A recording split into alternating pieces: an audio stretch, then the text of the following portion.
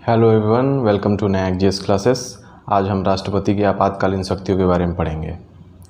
भारत के संविधान में राष्ट्रपति को आपातकालीन शक्तियां दी गई हैं आपातकालीन स्थितियों के लिए, जिनका प्रयोग वो मंत्रिमंडल की सलाह पर करता है। हम सबसे पहले इन आपातकालीन शक्तियों के बारे में जानते हैं जो मूल हमारे संविधान में दिए गए हैं। आर्टिकल 352 के तहत राष्ट्रीय आपातकाल के बारे में पढ़ेंगे हम। आर्टिकल 356 और 365 के तहत हम राज्यों में राष्ट्रपति शासन के बारे में पढ़ेंगे और आर्टिकल 360 में हम वित्तीय आपातकाल के बारे में पढ़ेंगे। ठीक है, तो सबसे पहले हम आर्टिकल 352 के बारे में जानते हैं। तो मूल संविधान में युद्ध, बाह्य आक्रमण और आंतरिक अशांति के आधार पर राष्ट्रपति को भारत में आपातकाल घोषित करने का अधिकार प्राप्त है। लेकिन 44वां संविधान संशोधन 1978 के तहत आंतरिक अशांति के स्थान पर जो है सशस्त्र विद्रोह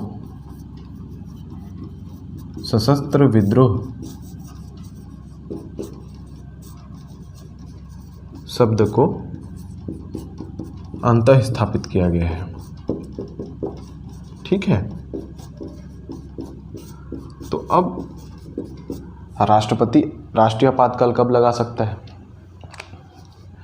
युद्ध, बाह्य आक्रमण और सशस्त्र विद्रोह के आधार पर राष्ट्रपति पूरे भारत में एक साथ या उसके किसी एक भाग पर मंत्रिमंडल के लिखित प्रस्ताव पर लगा सकता है। लेकिन इसके लिए संसद में 1 माह के भीतर अनुमति लेना आवश्यक है। इस प्रस्ताव को विशेष बहुमत से पारित करवाना होगा, तब जाकर ये राष्ट्रीय आपातकाल वैध होगा। इसको लेकर न्यायालय में, उच्चतम न्यायालय में याचिका भी दायर की जा सकती है। अगर न्यायपालिका को जांच में यह पता चलता है कि यह एक असंवैधानिक था, ये जो भी घोषणा हुई राष्ट्रपति के द्वारा मंत्रिमंडल की सलाह पे असंवैधानिक था, तो ऐसी स्थिति में इसे रद्द किया जा सकता है। तो इस आपातकाल का शासन तंत्र पे, नागरिकों पे क्या प्रभाव पड़ता है? तो सबसे पहले हम देखते हैं कि जो आर्टिकल 19 है वह तो स्वतः ही निलंबित हो जाता है। आर्टिकल 19 है वह स्वतः ही निलंबित हो जाता है। अन्य मौलिक अधिकारों को निलंबित करने के लिए आर्टिकल 359 के तहत राष्ट्रपति जो है अध्यादेश जारी कर सकता है। लेकिन यहाँ पर एक बात ध्यान देने योग्य है कि आर्टिकल 20 और 21 किसी भी स्थिति में निलंबित नहीं होंगे, किसी भी स्थिति में निलंबित नहीं होंगे। जो लोकसभा का कार्यकाल है वो 1 वर्ष के लिए बढ़ जाता है। इस आपातकाल को हम अनिश्चित काल तक के लिए लागू कर सकते हैं, लेकिन प्रत्येक 6 माह में संसद से इसके लिए अनुमति लेनी आवश्यक होगी। ठीक है, तो ये था राष्ट्रीय आपातकाल। हम जानते हैं कि 1962 के भारत चाइना युद्ध हुआ था, उसमें आपातकाल लगा था। 1965 में भारत पाक युद्ध लगा था, उस समय भी आपातकाल जारी था। 1968 में ख़त्म हुआ था ये। ठीक है, 1971 के भारत पाकिस्तान युद्ध में पुनः ये लागू हुआ।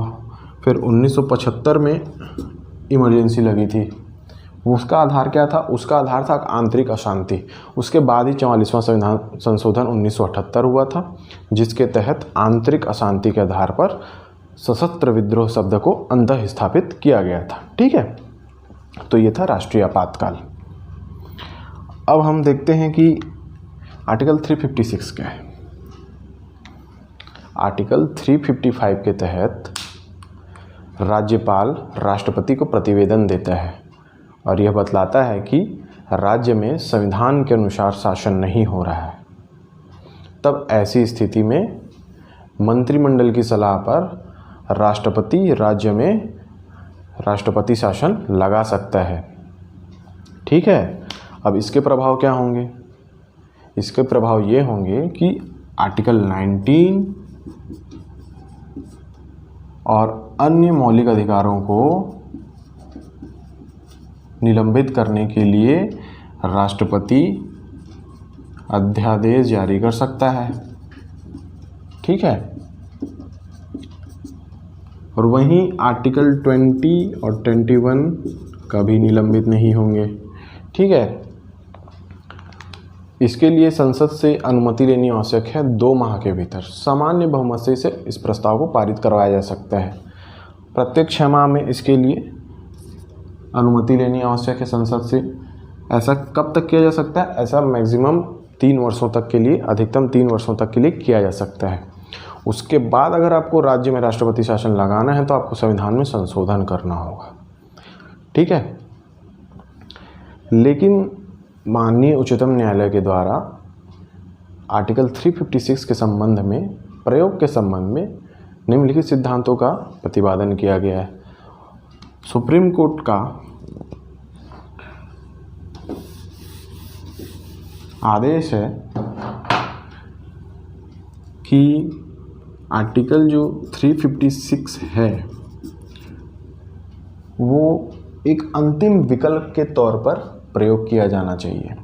इसका प्रयोग करके विधानसभा को भंग नहीं करना चाहिए राज्य की, बल्कि उसको निलंबित कर देना चाहिए। इसका लोकसभा पर कोई प्रभाव नहीं पड़ता। इसका लोकसभा पर कोई प्रभाव नहीं पड़ता है।